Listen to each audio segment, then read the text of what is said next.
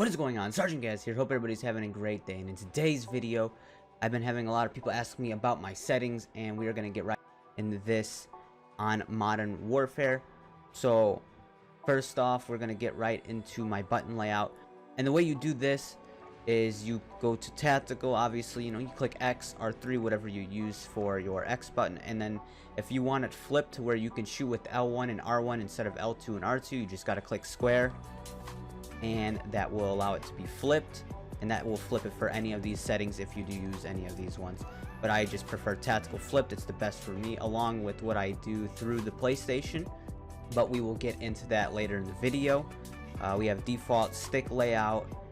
Invert vertical look, obviously it's disabled. Some people play it with it enabled. I cannot do that for the life of me. We are playing on 6.6 sensitivity. Some people might play a little higher than that. I do play a little slow on my sensitivity, but 6.6 definitely does feel pretty good to me. 7.7 might also feel pretty nice. We are playing on 0.90 ADS on both of them.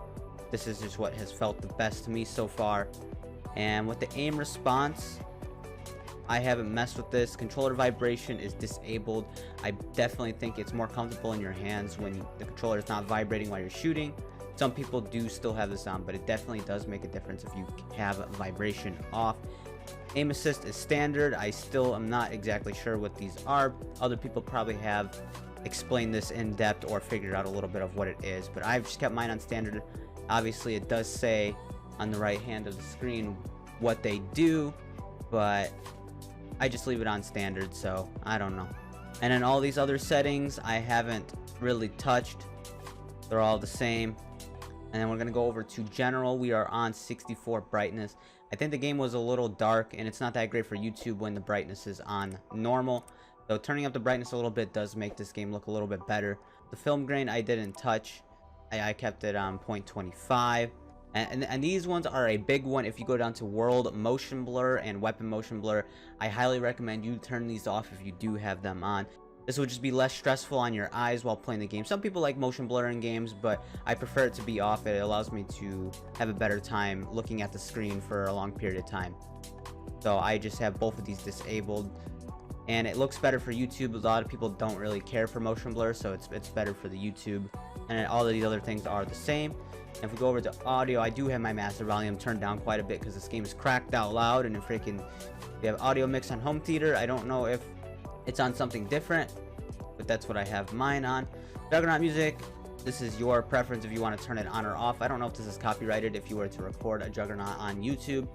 And for the hit marker sound effect, I don't know if you guys knew about this, but you can have the normal Modern Warfare hit marker sounds, or you can have the classic, which is like Modern Warfare 2 hit marker sounds, which is really awesome to have. These are nice to have.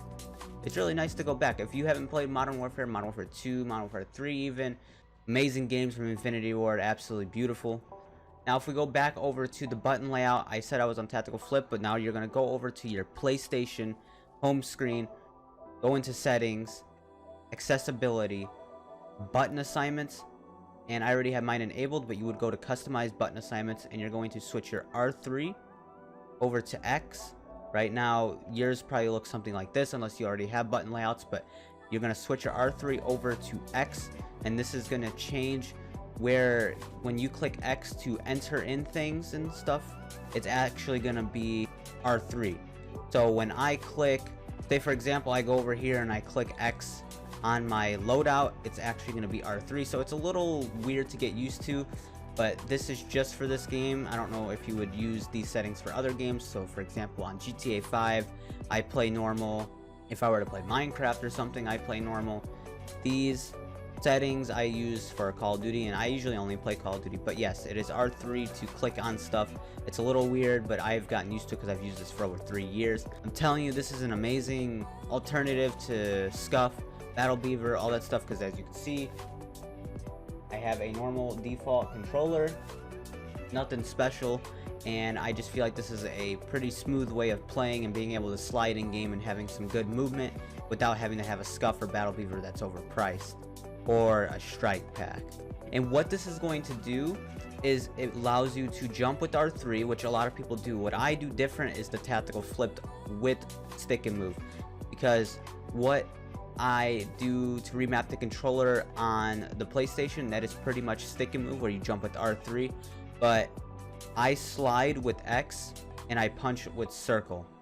I don't know how people would punch without tactical on, if it's with X that they punch with and they slide with circle, but it's just a lot better because my thumb is a lot closer with the R3 and X right next to each other. I'm able to slide without having to move my thumb off of my R3.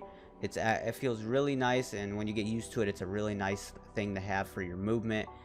So again, you jump with R3, you slide with X, and you punch with circle, as well as shooting with L1 and R1 with the flipped on. And those are my settings. This is what I have been using since BO3.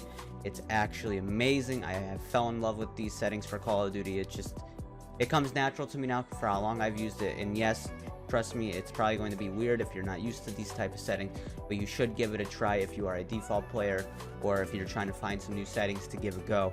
This definitely does some wonders on Call of Duty.